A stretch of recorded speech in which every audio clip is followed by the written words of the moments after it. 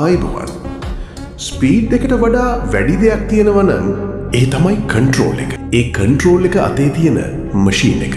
මේ තමයි Bajaj Pulsar N160. Looks and design. N160 එක දැක්කම මුලින්ම හිතෙන්නේ මේක 160cc බයික් එකක් නෙවෙයි. 250cc හෝ 300cc ස්ට්‍රීට් ෆයිටර් බයික් එකක් කියලා. The Naked Wolf Face. ට්‍රාන්ස්ෆෝර්මර් කෙනෙක් වගේ පෙනෙන බයිෆන්ක්ෂනල් LED ප්‍රොජෙක්ටර් හෙඩ්ලයිට් එක සහ LED DRLs දෙක නිසා මාරම ඇග්‍රෙසිව් පෙනුමක් ලැබෙනවා. රෑට පාර පෙනෙන ප්‍රමාණය පට්ට. මස්කියුලර් ටැන්ක්. තෙල් ටැංකිය වටේට තියෙන ටැන්ක් ශ්‍රවුඩ්ස් නිසා බයික් එකට ලොකු චන්ඩි පෙනුමක් ලැබිලා තියෙනවා.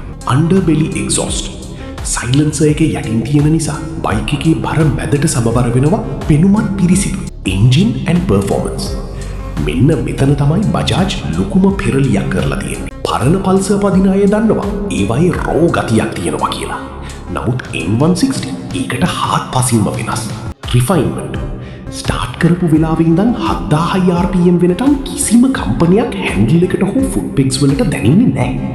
ජපන් බයික් එකක් වගේ සුවටයි. Top end. මේක තමයි මේ බයික් එකේ සීමාව. 0 to 80 km/h වෙනකම් වේගයෙන් පිකප් වෙනවා. 80 to 90 km/h සුව පහසුවට ක්‍රූස් කරන්න පුළුවන්. හැබැයි 100 km/h පැන්නුවට පස්සේ බයික් එක ටිකක් හති අරිනවා. ටොප් ස්පීඩ් එක 115 to 120 km/h වගේ තමයි.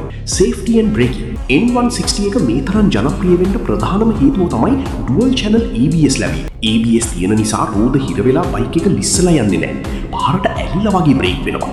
160cc කාණ්ඩයේ තියෙන සුපිරිම බ්‍රේකින් මේකේ තියෙනවා. Mileage and maintenance.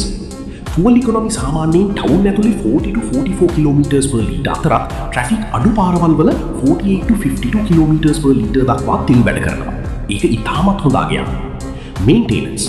බජාජ් නිසා ලංකාවේ ඕනෑම තැනක ස්පෙයා පාර්ට්ස් තියෙනවා. නඩත්තු වියදම ජපන් හෝ යුරෝපීය බයික් එකකට වඩා ඉතාමත් අඩුයි. ඔයා හොයන්නේ හැමදාම ඔෆිස් ක්ලාස් යන්න, සතිය අන්තිමට පොඩි ට්‍රිප් එකක් යන්න, පට්ටම පෙනුම තියෙන, තෙල් හොඳටම වැඩ කරන, හැමෝටම හැරිලා බලන්න හිතෙන සහ ජීවිත ආරක්ෂාව අංක 1ට තියෙන බයික් එකක් නම් Pulsar N160 එක ඇත්තටම සුපිරියක්.